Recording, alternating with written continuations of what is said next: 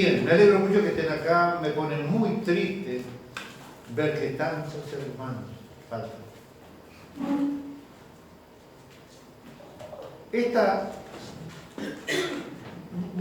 Voy a hacer algo que no tenía pensado hacer, pero recién conversando con la Rocío me retrucaba. No, está equivocado, lo que voy a explicar está equivocado, me dijo. No.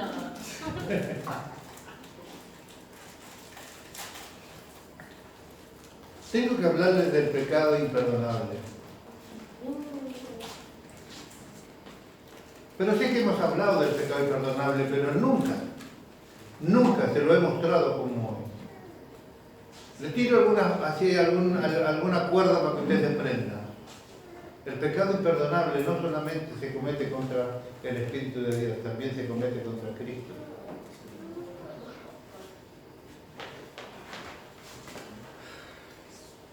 Gracias por tu entusiasmo. O se quedó pensando o no es importante. Ya.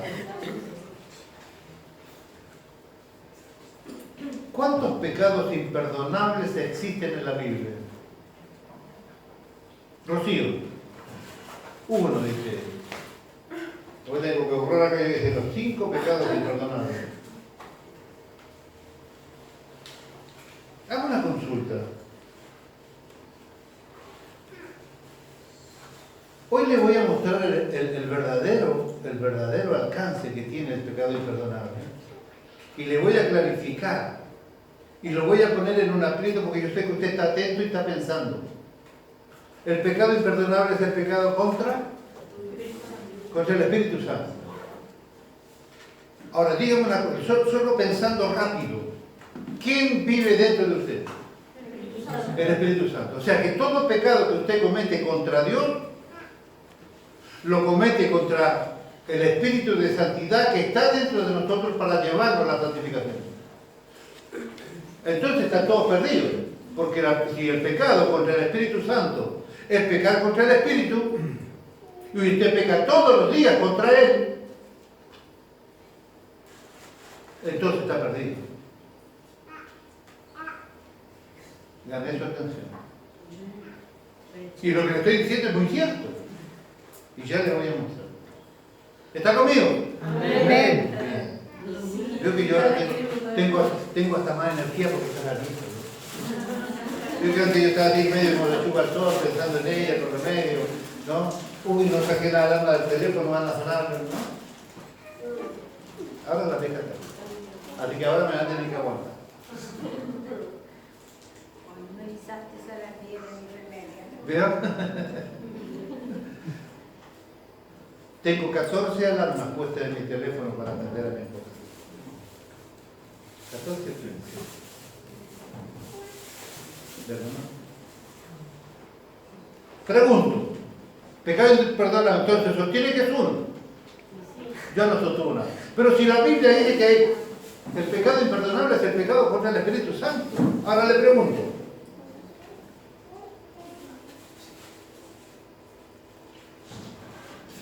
Diácono, ¿la incredulidad tiene perdón?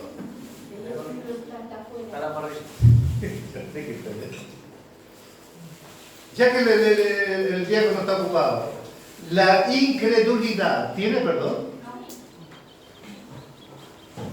Entonces se convierte en un pecado imperdonable.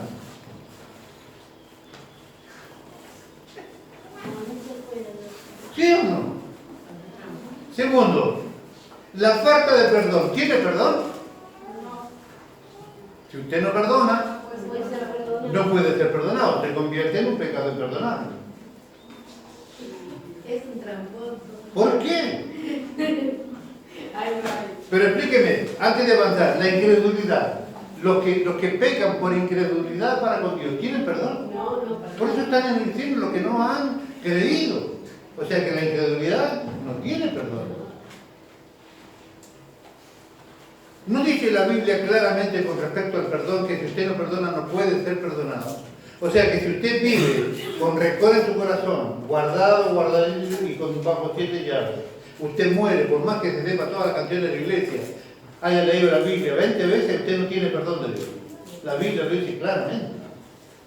Entonces no tiene perdón. Van 2.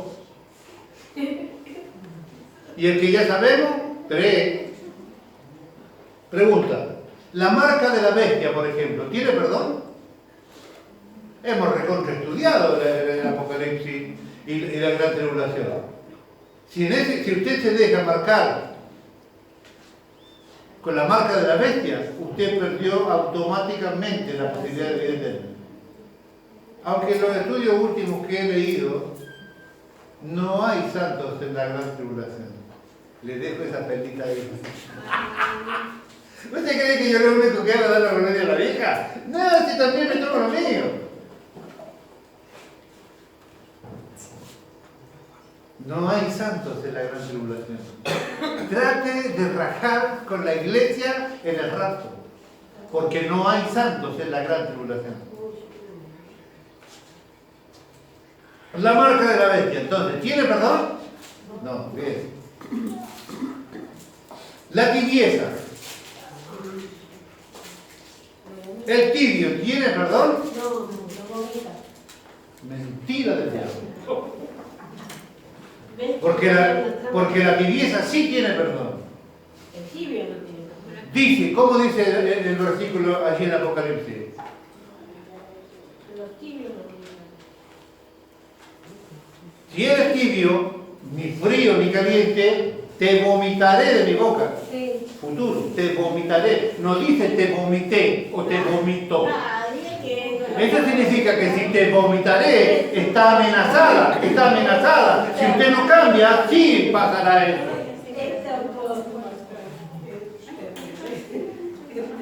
Te vomitaré de mi boca. Le dije a mis nietos, ¿cuál es el nombre del primer tipo que nació? Ni sabían, Adán dijeron.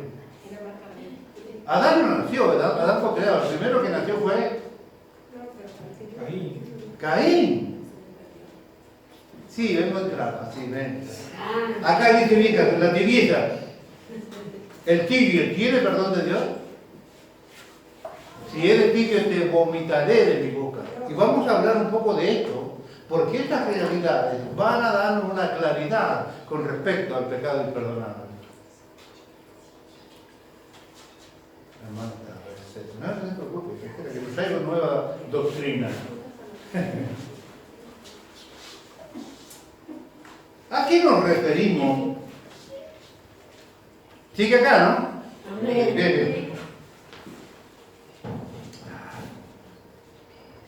Esto es terrible.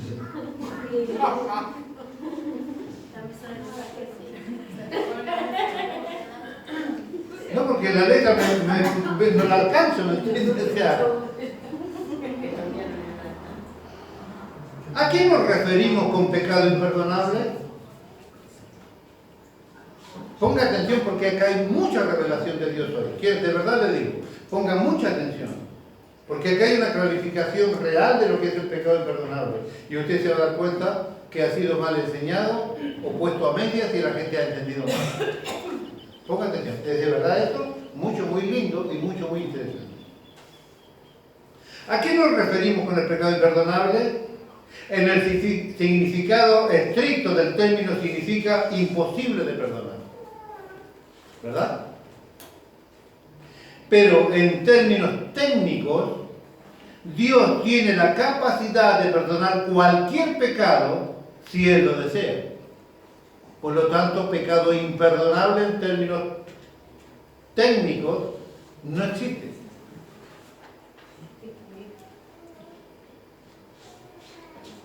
El pecado imperdonable. Muy a menudo, y yo creo que esto nos pasó a todos si somos medianamente honestos, ¿alguna vez usted no se creyó que había cometido el pecado imperdonable? ¿No se asustó por eso? Yo muchas veces. Yo, cuando era más cachorro, un montón de veces. Oh, no, otra vez, oh, hablé de más, de verdad, verdadero temor. Muy a menudo nos podemos encontrar con hermanos que están profundamente preocupados de haber cometido el pecado imperdonable del que Jesús habla. Si bien este es un asunto bíblico y teológico, no es abstracto. O sea, se puede palpar, se puede vivir. Pues dicha preocupación atormenta profundamente a estas personas. La pregunta de si podemos caer o no de la buena gracia de Dios nos afecta en la base de nuestra fe y de nuestra vida. ¿Usted puede caer de la gracia de Dios? Ya no sabe qué contestar. Y eso es bueno. La pregunta es si podemos caer o no de la buena gracia de Dios. ¡Jamás! Usted puede caer de la gracia de Dios. Y le voy a decir por qué. Y esta es la importancia de entender este tipo de cosas. Le he enseñado y algunos quedaron medio así, y otros quedaron preocupados y otros quedaron contentos. ¿Cuál es la idea? Cristo murió por todos los pecados de todos los hombres. Yo se lo enseñé en 2 estudios bíblicos completos. En términos reales, porque no le puedo entregar eso ahora, le digo, Cristo murió por los pecados de su pueblo. Porque si hubiese muerto por todos los pecados y que nadie ya es culpable de nada, nadie ya había ido al infierno. No habría necesidad de estar aquí haciendo un esfuerzo para agradar a Dios. Viviríamos como quisiéramos y total todo el mundo va al cielo porque nadie va al infierno porque está todo lindo, está todo bien. ¿Sí? Cristo murió por los pecados de su iglesia. De su iglesia, de sus verdaderos creyentes. Ponga atención, porque yo necesito que ellos te entiendan. Si es verdadero creyente. Ponga atención.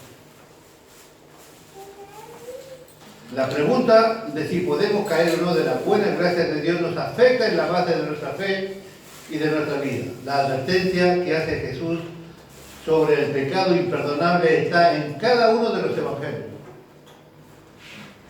Al analizar el asunto es importante tener en cuenta el contexto de cómo nace la idea. Porque sin el contexto corremos el riesgo de malinterpretar lo que Jesús quiso decir cuando dijo esto. Porque otra cosa, si nosotros entendemos mal lo que Jesús dijo y usted lo transmite como un lorito, encima equivocadamente usted está poniendo palabras en la boca de Cristo que Cristo no dijo. ¿Y qué dice Apocalipsis al final? Si usted agrega palabras a esto, ¿se entiende? Usted no puede decir que Jesús dijo tal cosa si Jesús no lo dijo. Usted no puede decir que Jesús dijo que era blanco cuando en realidad Jesús quiso decir que era gris. No, esto es tremendamente peligroso. No podemos llegar y decir lo que a nosotros nos parece que Jesús dijo. Ah, pero si vos dijiste así, no es que están así. Eso puede pasar con la señora, lo dijo el papá, pero con Cristo no. No, con Cristo no. Para captar el contexto, veamos el relato de Mateo. Un día le llevaron un endemoniado ciego y mudo y él lo sanó, así que el ciego y mudo podía ver y hablar. Toda la gente estaba atónita y decía, ¿será este el hijo de David? Los fariseos al oírlo decían, todo esto está en Mateo 12 del 22 en adelante. Los fariseos al oírlo decían, este expulsa a los demonios por el poder de Belcebú, príncipe de los demonios. El asunto del pecado imperdonable surge después de que Jesús sana a un hombre poseído por demonios, lo cual asombró a los que presenciaron la sanidad y de inmediato surgió la pregunta, ¿será este el hijo de David? Que equivale a decir, ¿será este el Mesías prometido? Sin embargo, los fariseos, que eran fieros opositores de Jesús, sugirieron una interpretación alternativa al suceso. Ellos no estaban dispuestos a reconocer que Jesús había realizado este milagro en virtud de que Él era el Mesías prometido, más bien ellos dijeron que Jesús usaba el poder de Satanás mismo. Ellos dijeron que Él hacía estas cosas por el poder de Belcebú, que en el Belcebú, el señor de las moscas, otro título de Satanás. Nótese que ninguna de las partes negó la realidad del poder que se había exhibido en esta ocasión. Jesús no negó que Él estaba haciendo milagros a través del poder de Dios. ni tampoco los otros dijeron, no, acá no veo ningún poder. Ambas partes reconocieron que había algo sobrenatural allí. La interrogante era, ¿cuál era la fuente de este poder? Y Jesús se las aclara. Y la identidad de la persona que ejercía este poder. Sigamos revisando el relato. Pero Jesús, que sabía lo que ellos pensaban, les dijo, todo reino dividido internamente acaba en la ruina. Repito, todo reino dividido internamente, irremediablemente acaba en la ruina. Llámese iglesia, llámese reino, llámese partido político, llámese club de fútbol, llámese matrimonio, llámese relación familiar, llámese económica, todo reino dividido en su interior no puede sobrevivir. ¿Por qué? Porque Dios dijo que no sobrevivirá. Estamos tan materializados, estamos tan mecanizados.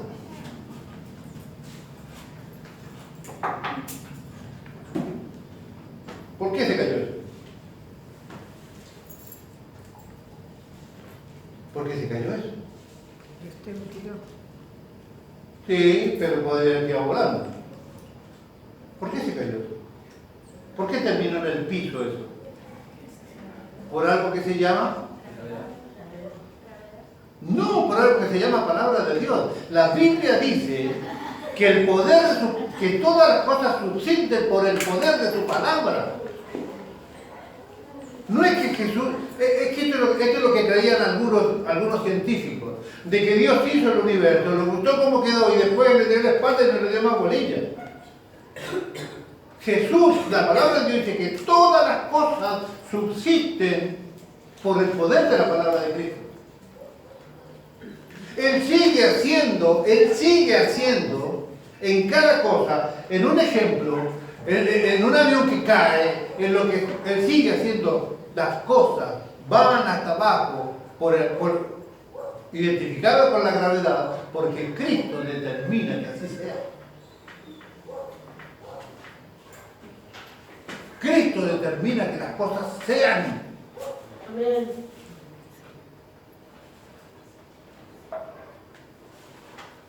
¿Se recuerda la carta que dice que en Cristo todos nosotros somos sanados de toda dolencia? Él nos sana de toda dolencia. Que fuimos sanados, ¿no es cierto?, por la llaga de Cristo. Ahora, yo sé de verdaderos cristianos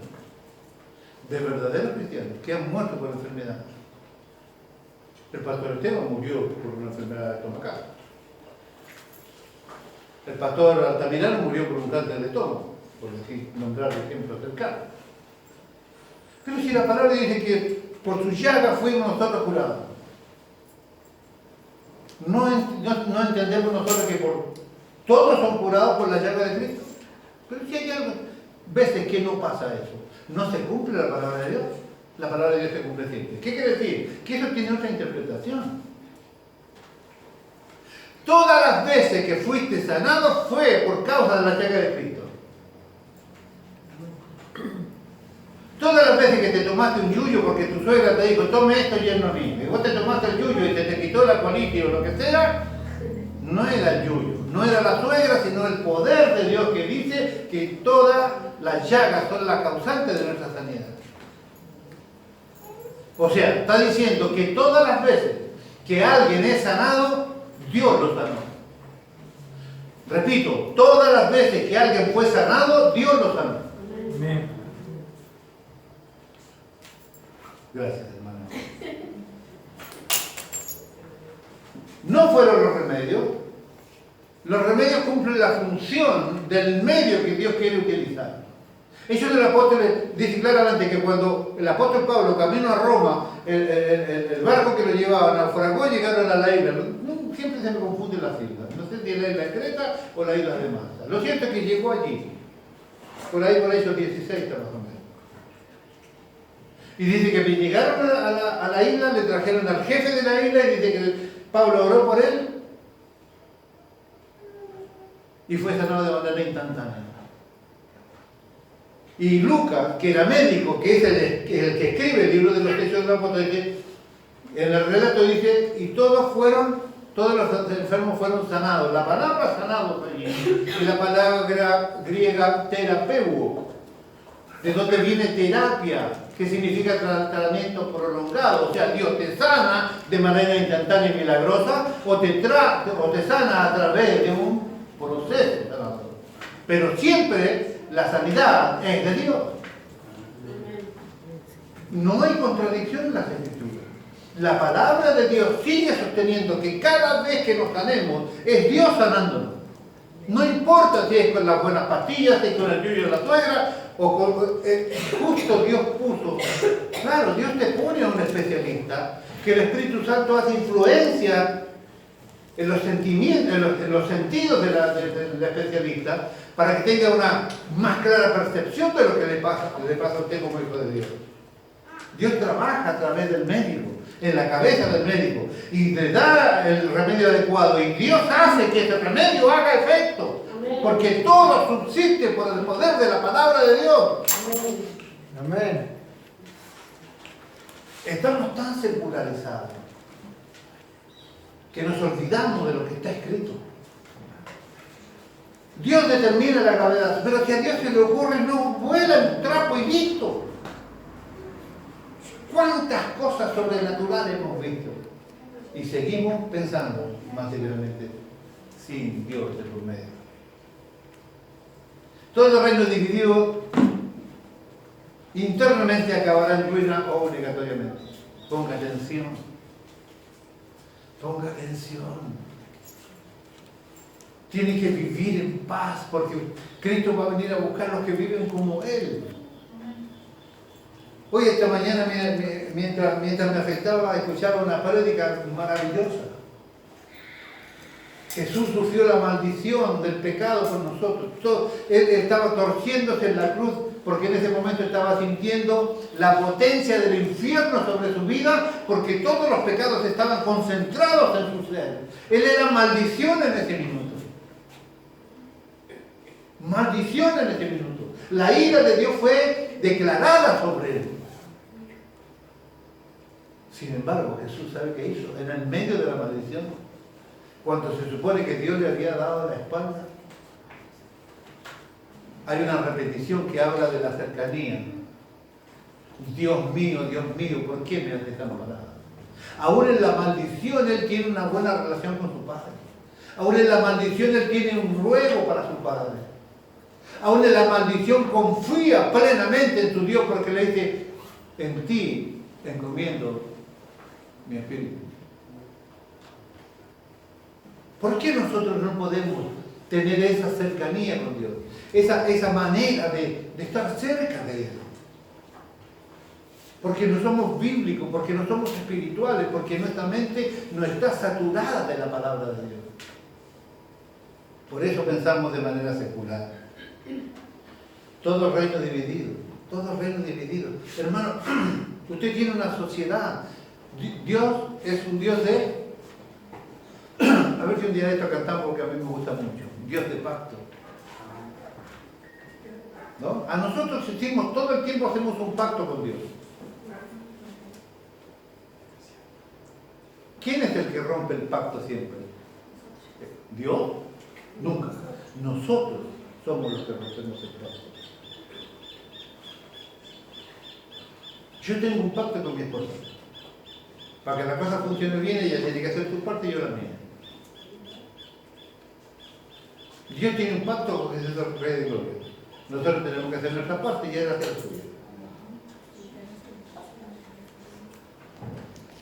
¿Verdad? Dios tiene un pacto con los hijos. Si los hijos obedecen, Dios te promete bendición. Dios tiene un pacto con los hijos. Si usted no obedece, Dios tiene maldición. Dios está en todo.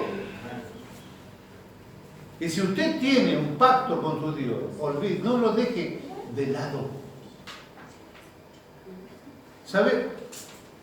¿Quién de ustedes le suele pasar algo de plata por la mano? A todo el mundo que trabaja. Usted tiene un pacto con Dios.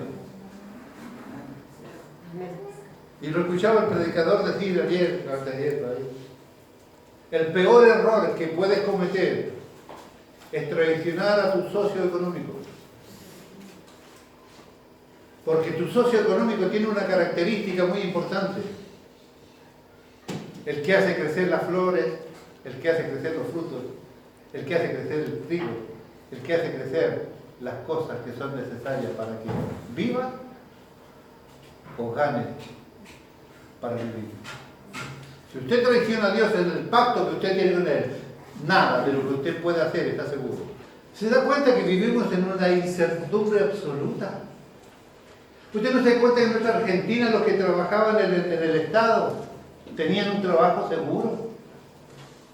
Tenían buena obra social y le respetaban sus derechos.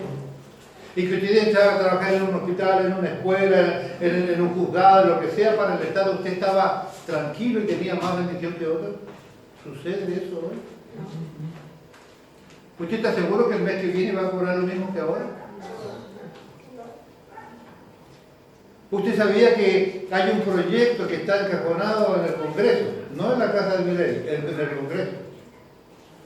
Que Milei quiere todas las jubilaciones que fueron conseguidas por, ¿cómo se llama esto? Sin aporte jubilatorio, ¿cómo es? Ama de casa. ¿Cómo? Las de ama de casa. Claro, pero esto tiene un nombre técnico. Él pretende que todas esas jubilaciones sean anuladas y los que cobran jubilación hoy pasen a tener un plan social.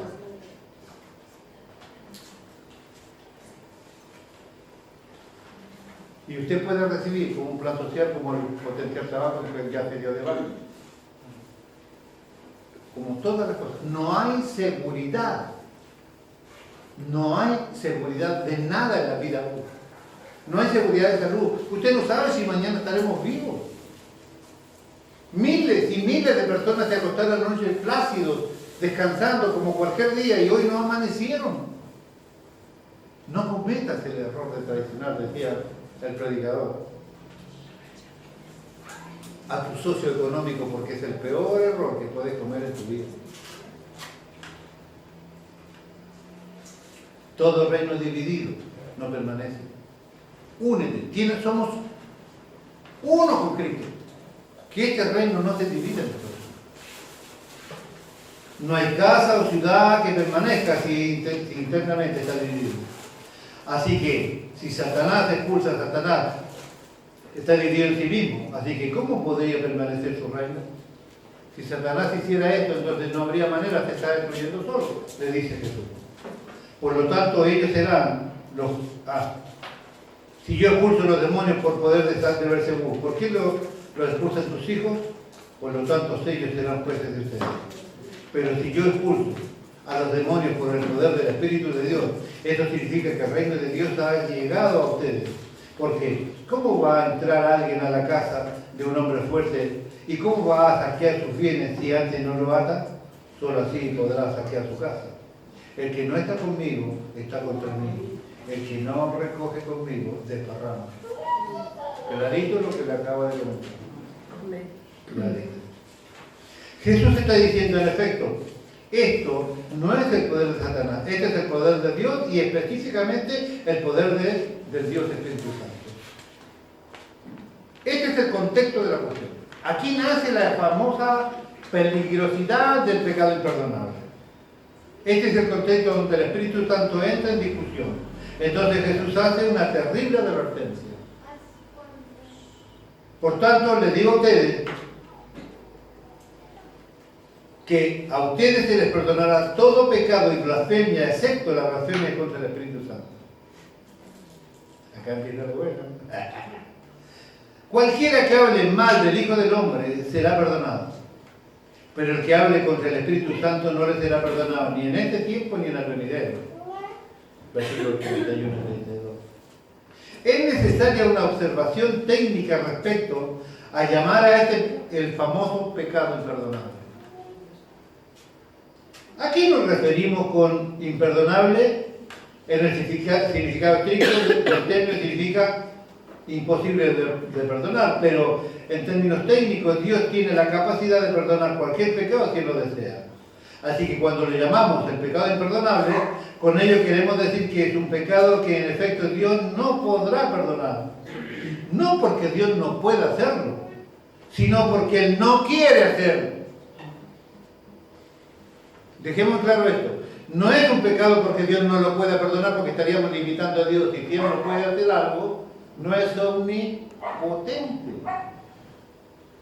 Él puede hacerlo, nada más que no quiere hacerlo.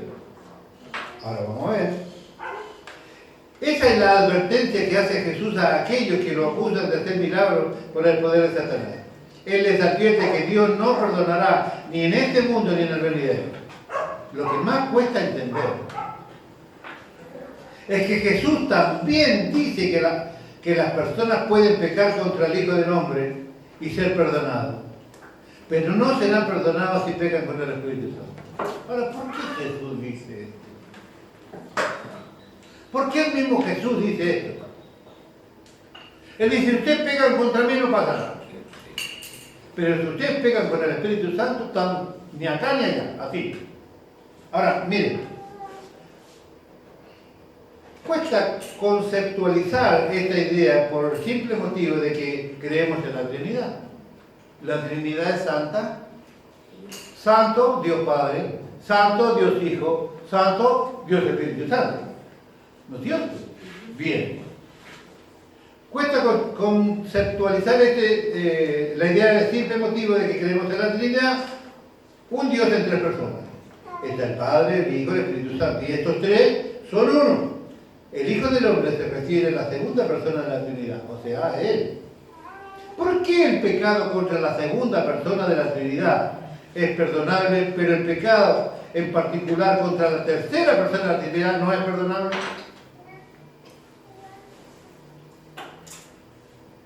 Hay una solución algo simple para este dilema. Nótese que Jesús no dice que cualquier pecado contra el Espíritu Santo será imperdonable. Jesús no dice cualquier pecado. Nosotros pecamos contra el Espíritu Santo todo el tiempo, todos los días, en todas las cosas, a cada rato. De hecho, cada pecado que cometemos como cristianos es una ofrenda al Espíritu de Dios y el Espíritu de Santidad que mora en nosotros en el interior para lograr nuestra santificación. Y cada pecado contra el Espíritu Santo fuera imperdonable, ninguno de nosotros podría ser perdonado.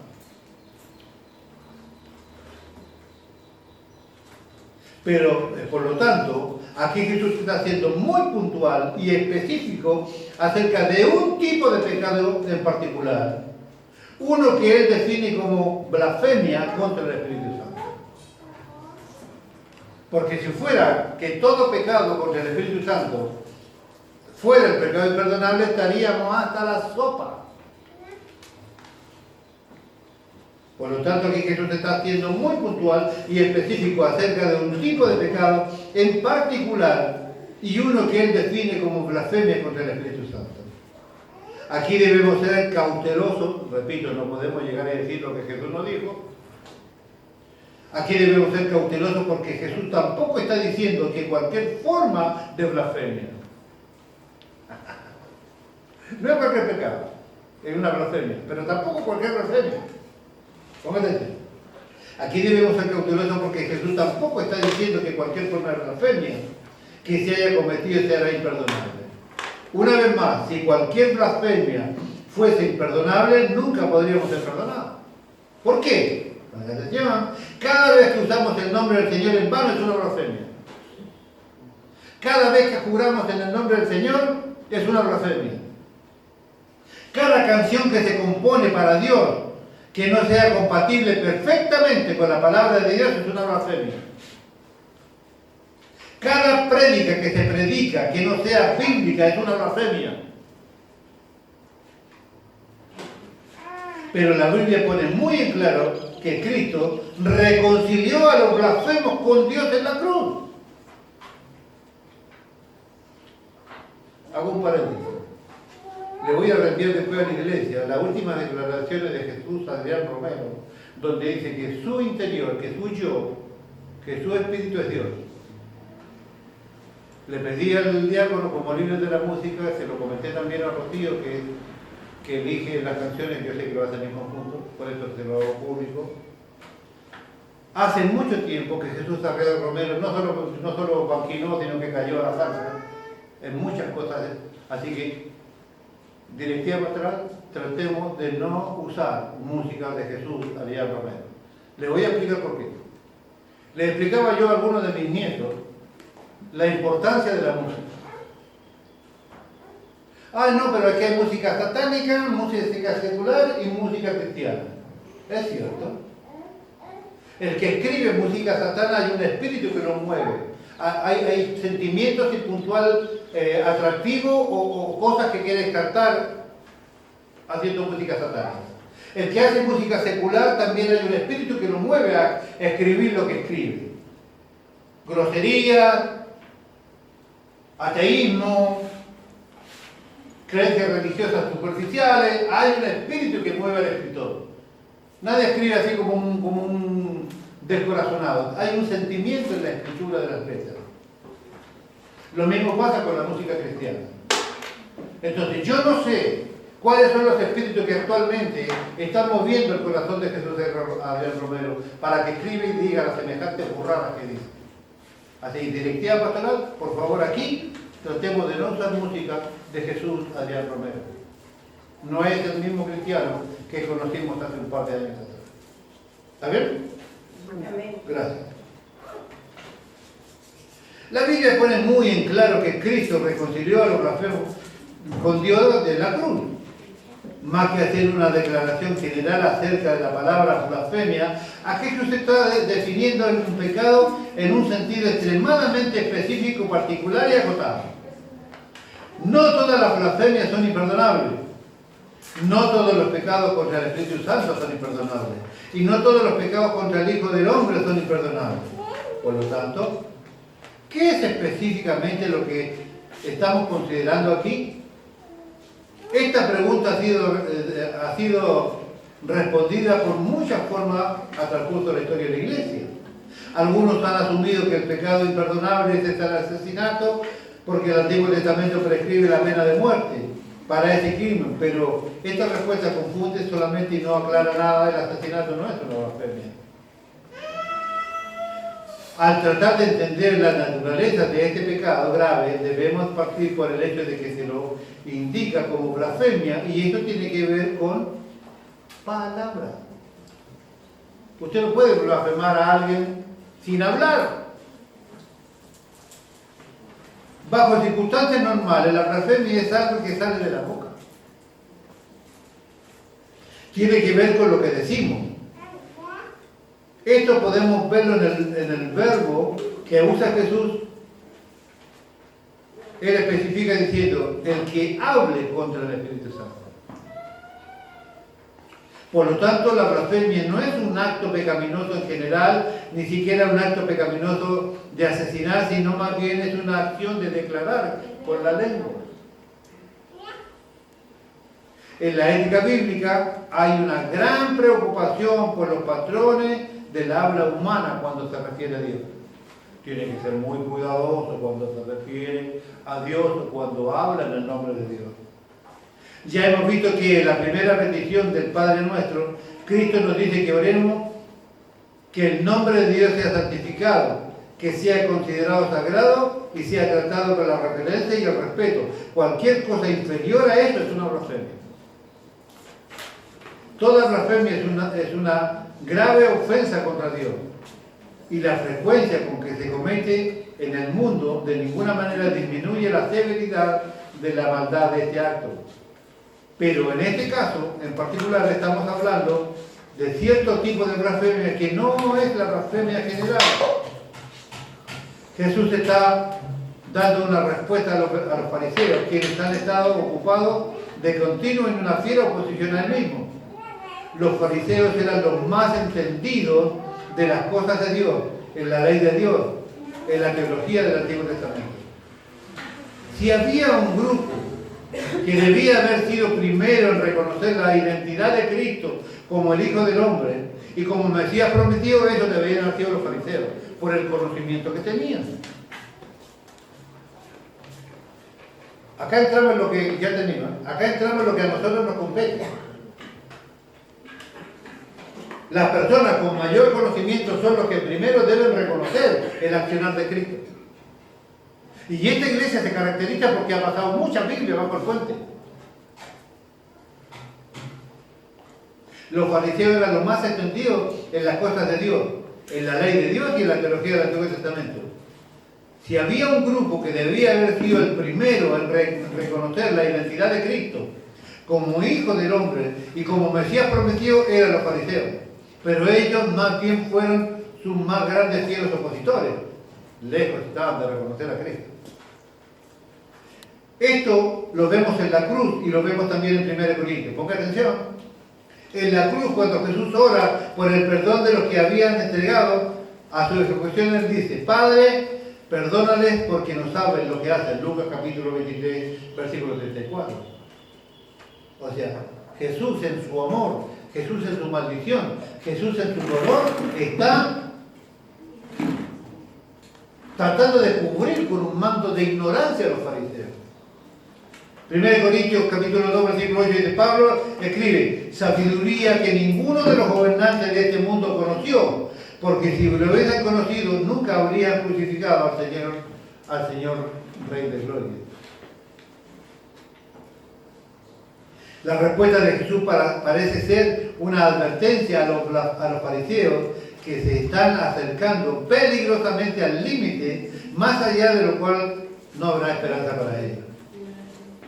Antes de cruzar esta línea, Jesús puede orar por su perdón sobre la base de la ignorancia que ellos tenían, pero pasado este límite ya no hay perdón. El límite era la ignorancia. Él decía: Señor, perdónalo porque no saben lo que hacen, porque son ignorantes de lo que están haciendo. Si hubieran conocido verdaderamente toda esta verdad, ellos no me hubieran crucificado a mí. Él está poniendo un manto de ignorancia sobre ellos. Durante su vida terrenal, la gloria de Cristo estaba velada. ¿No es cierto? Estaba metido en una caparazón y la gloria de Él no se veía claramente. Estaba escondida la gloria de Dios en Cristo. Pero una vez que fue levantado por el Espíritu Santo y se dio a conocer por medio del Espíritu Santo como Hijo de Dios, entonces decir que Cristo realizó obras mediante el poder de Satanás, en su lugar, el lugar del poder del Espíritu Santo, era y sería ir demasiado lejos. Las consecuencias de una persona que comete el pecado imperdonable es cuando con certeza, por la iluminación del Espíritu Santo, que Cristo es el Hijo de Dios, pero llega a la conclusión y declara verbalmente que Cristo no es Cristo y que Él no es Dios o que Él está endemoniado, entonces ha cometido el pecado imperdonable. La consecuencia de una persona que comete pecado imperdonable es cuando sabe con certeza quién es Cristo. Cuando sabes con certeza lo que dice la palabra de Dios, cuando sabes con certeza lo que se te ha enseñado, cuando vos sabiendo lo que tienes que hacer, sabiendo con quién estás relacionado, sabiendo con quién te estás preparando para vivir la eternidad, sabiendo quién es Dios, y vos de igual manera actuás como si nunca lo hubieses conocido, estás cometiendo el pecado imperdonable. Ponga atención. ¿Por qué? Porque todo el trabajo que hay en nosotros lo hace el Espíritu Santo de Dios. Nadie de nosotros viene al Evangelio si antes no hubo un trabajo del Espíritu Santo escondido. Ni siquiera nos habíamos dado cuenta que el Espíritu Santo había trabajado en nosotros. Toda la obra en nosotros la hace el Espíritu de Dios. Ponga atención. El libro de Hebreos nos termina de aclarar y resume esto. Si con toda intención pecamos, después de haber recibido el conocimiento de la verdad, o sea, después de que sabés cómo es la historia, ponga atención por favor, si con toda la intención pecamos, después de haber recibido el conocimiento de la verdad, ya no hay más sacrificio por los pecados. ¿Y qué mayor castigo piensan ustedes que merece el que pisoteare al Hijo de Dios y considere impura la sangre del pacto en la cual fue santificado? e insulte al Espíritu Santo de la gracia. Hebreos capítulo 10, versículos 26 al 29. Ya no hay más perdón por los pecados, ya no hay más Cristo para matar. Por lo tanto, y esto es tremendo, por lo tanto, la distinción entre la blasfemia sobre el Espíritu Santo y la blasfemia contra Cristo se desvanece una vez que la persona sabe quién es Jesús. Por eso te dije al principio, también hay blasfemia imperdonable contra Cristo. Repito, por tanto, la distinción entre la blasfemia sobre el Espíritu Santo y la blasfemia sobre Cristo se desvanece una vez que la persona sabe quién es Cristo. Y esta iglesia sabe quién es Cristo. Y esta iglesia le hemos enseñado quién es Cristo. Y seguiremos enseñándole a Cristo. Porque Cristo es el secreto y la solución de todo. Pero también se pueden cometer pecados imperdonables contra Él. Porque ya no está ese manto de ignorancia que los fariseos pretendían tener o que Dios en su amor le pretendía dar. Una vez que el Espíritu Santo nos reveló que Él es Cristo, somos totalmente responsables delante de Él. Sabemos que una de las obras más importantes efectuadas por el Espíritu Santo en la vida del cristiano es convencernos de pecado. Y el propósito de la obra del Espíritu Santo es convencernos de pecado y de llevarnos en arrepentimiento y fe a fin de perdonarnos y restaurando la plenitud de la comunión con Dios. A las personas que temen que habían podido cometer este pecado imperdonable, yo les digo que si realmente hubiesen cometido el pecado imperdonable alguna vez, usted no estaría aquí. Una vez que usted cometa el pecado imperdonable, automáticamente su corazón desaparece de usted. Una vez que usted cometa el pecado imperdonable, su corazón desaparece de los radares de Dios. Usted podrá llorar, patalear, gritar, vivir el resto de sus días llorando por clemencia. No habrá, porque dice allí que la blasfemia contra el Espíritu no se la perdonará ni en este mundo ni en el venidero. Pero cuando las personas cometen el pecado imperdonable, su corazón se apaga, su corazón se seca. Toda la relación con Dios que usted pueda tener la intención siquiera, desaparece. Usted nunca más fijará sus ojos en Dios. O sea, usted será un muerto caminante en este mundo. Sus corazones ya se habrían vuelto tan obstinados y endurecidos que no estarían luchando ni lidiando con esto. Las personas que cometen semejante pecado no se preocupan por ello y de hecho mismo de lo que las personas estaban luchando con el temor que quizás haya cometido Dios, pecado contra Dios, no estás interesado en buscar el rostro de tu Dios. Yo creo que usted pocas veces va a encontrar una definición y una resolución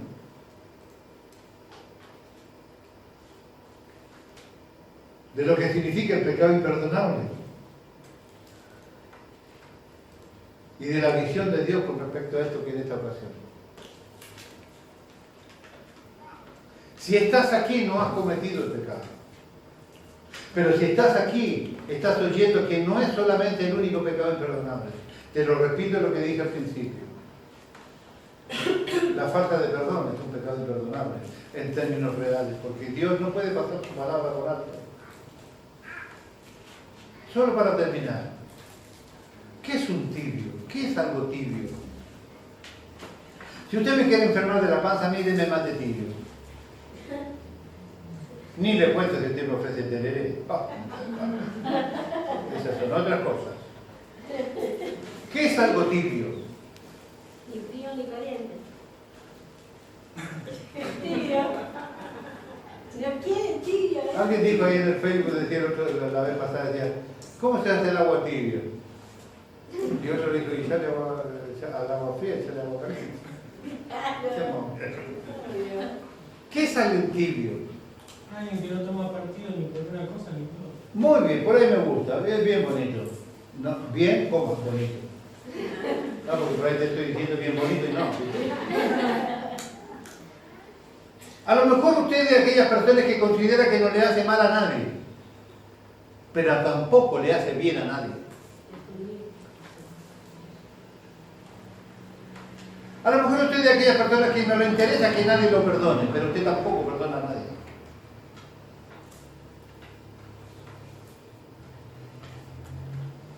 Tibio. Una relación tibia es cuando tu novio te ve una vez por semana. Tibio es cuando tu marido hace una vida absolutamente independiente como si fuera soltero. Tibio es un matrimonio donde vos llegas a tu casa y empezás a buscar a dónde está tu señora porque nunca sabes dónde está. Tibio es que vos llegues cansado de tu trabajo y no tengas que comer, porque me había hecho recién las uñas, tienen que secarse, así que no les pude cocinar.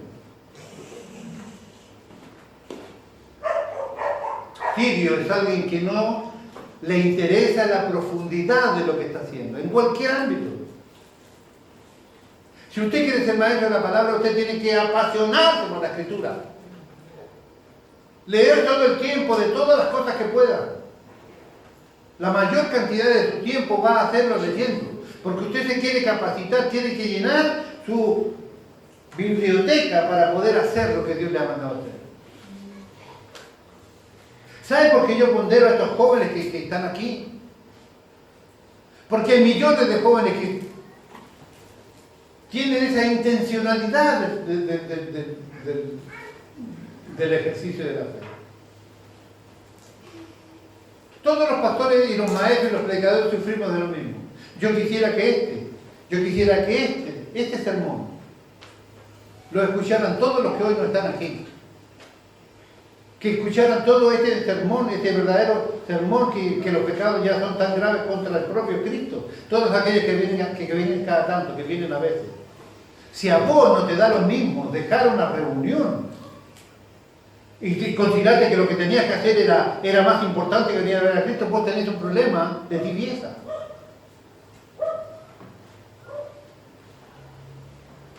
Si no te causa preocupación natural el vivir la palabra de Dios. No sé, digo una burrada. Estoy enojado con mi esposa y cada vez que pasa le grito algo. No dice la Biblia que Dios nos llamó a vivir en paz. No dice que tengo que ser un perdonador. ¿Cuánto tiene que durar la discusión entre el marido y la mujer? 5 minutos. ¿Por qué? Porque el espíritu humano necesita que baje un poco la adrenalina. Pero no más que eso. ¿Acaso la Biblia nos dice que no se ponga el sol sobre vuestro cuerpo? Vos no podés terminar el día enojado. Pero si vos podés terminar el día enojado, si vos podés dejar las cosas del Señor tiradas, entonces sos un tibio. Porque lo contrario a eso, o es frío, dedicate al mundo y esperar el juicio, o dedicate de cabeza a ser un apasionado con Dios, un apasionado con lo que Él quiere. Las cosas que a Cristo le interesan, entonces te interesan a vos. Las cosas que Cristo demanda son sagradas y voy a procurar con toda mi energía. Mire, para un cristiano, escúcheme bien, y yo no sé si usted acomoda la idea o no, pero yo le voy a decir algo, y me hago responsable en este púlpito de lo que le digo. Ustedes conocen mi testimonio por boca de mi esposa. Nunca, jamás, mi esposa estará primero que mi Dios. Y si yo tengo que elegir entre Jesús y ella no tiene ninguna posibilidad. Nunca mis hijos estarán primero que mi Dios. Nunca. Nunca mi trabajo estará primero que mi Dios. Nunca. Nada puede utilizar el lugar de mi Dios. Porque si tienes un segundo lugar para el Señor, entonces eres un idólatra. Porque tu Dios no necesariamente tiene que ser un mono de yeso. Puede ser tu dinero, puede ser tu trabajo, puede ser tu don, puede ser tu habilidad, puede ser tu novia, puede ser tu novio, puede ser tu estudio, puede ser tu empresa, puede ser lo que tú quieras. Nada puede ser más importante que Dios. Nada. ¿Te puedo poner de ejemplo? No, a ella. ¿Sí? Seguro. Yo la vi a ella. Ella estudiaba señas con una profesora que quería hacer Halloween. Eso era verdad. Último año, último semestre, última prueba para salir titulada de lo que ella estudiaba. Pastor, tengo esta encrucijada. Usted y yo no tenemos que vestir de Halloween. Mire, tengo la profe que me pide que yo tengo que vestirme de bruja, ¿era? ¿De algo así? Sí, De eso. Y que haga lengua de señas de lo que iban a hacer en esa cosa. Y yo no voy a hacer eso. Traté de hablar con ella, y hablé y no hay caso. Averigüé si puede cambiarme el profe, no fue posible. O hacía la prueba, o tenía que recursar todo el año, un año pagado. Rocío Benz dejó tirada la carrera y tuvo que hacer toda la cuestión. Y averiguamos, porque yo le pedí averiguar esto. La misma profe iba a estar el año siguiente. Solían cursar, mezclar los profes y justo no, la misma la misma profesora. Ella dejó tirado, esperó, cursó todo de vuelta, volvió a pagar, porque no haría lo que Dios no le permite hacer. ¿Se entiende? ¿Se necesita ser viejo para eso? No, se necesita tener una pasión con Cristo. Después pagamos unas lucas y se recibió. Después pudo cursar y terminó y salió el título. Pero usted, ¿cuántos años había cursado? y desde los 15, 16 hasta los... Eso fue en el 2021. Pero en serio, Sí, como 6. 6 años de estudio y no lo pude terminar porque la querían metida de diablo. Y prefirió postergar eso. ¿Entiendes? Entonces, ¿cómo no veo pasión? Este joven una vez me dijo, pastor, ¿me permite que yo me ponga a practicar guitarra? Porque yo no quiero que cantemos con música embajada. El pastor tampoco quiere la música embajada, no sé que sea que, ¿no? Que cayó un rayo y quebró por el medio todas las guitarras, si no, no. O sea, una cosa de extrema necesidad. Y Dios lo bendijo de tal manera que no solamente sabe tocar la guitarra, que otras personas con más experiencia dejaron sus cosas tiradas aquí y él de día, de noche, practicando tocar la guitarra para servir a su Dios. También creo que toca un poco de bajo, toca la batería, toca percusión, toca el timbre. ¿Por qué? Porque Él no quiere que se le dé al Señor en esta iglesia una alabanza inferior a lo que podemos hacer. ¿Sabe usted que a nosotros nos han criticado hasta lo sumo? Porque yo tenía la intención de poner a Yasmín en la música. Me tiraron cajotes, pedazos de fierro, ladrillos, todo. ¿No? La Biblia dice: un niño nos pastoreará. Palabra de Dios ha salido de esta pequeña de acá. Y si usted no lo puede decir, tiene una boquina en el corazón. Palabra profética ha salido de la boca de Yasmín. A Rocío la acomodamos, ¿no? Y la empujamos, ahí está. Y con cierta tristeza pude ver que pobre Miguelito se convirtió en el viejo del grupo. Y los viejos son los que andan apuntalando a los jóvenes, dando consejos, ¿viste? El viejo del grupo. No es que todos decían: él me apuntala, él me dice, él me guía, él me aconseja. Los viejos. Hasta de comer no trae. Pero siempre ha estado. Siempre ha sido una tremenda ayuda. Por esas razones que yo pondré esto. Esto se llama no ser tibio. Venir a veces, dejar todo tirado, eso es ser tibio. Y Dios te promete que si eres tibio vas a ser vomitado. No como dice la unidad que ya no tenían perdón. No, todavía tienes porque te puedes arrepentir y calmar. Oramos a Dios y damos gracias.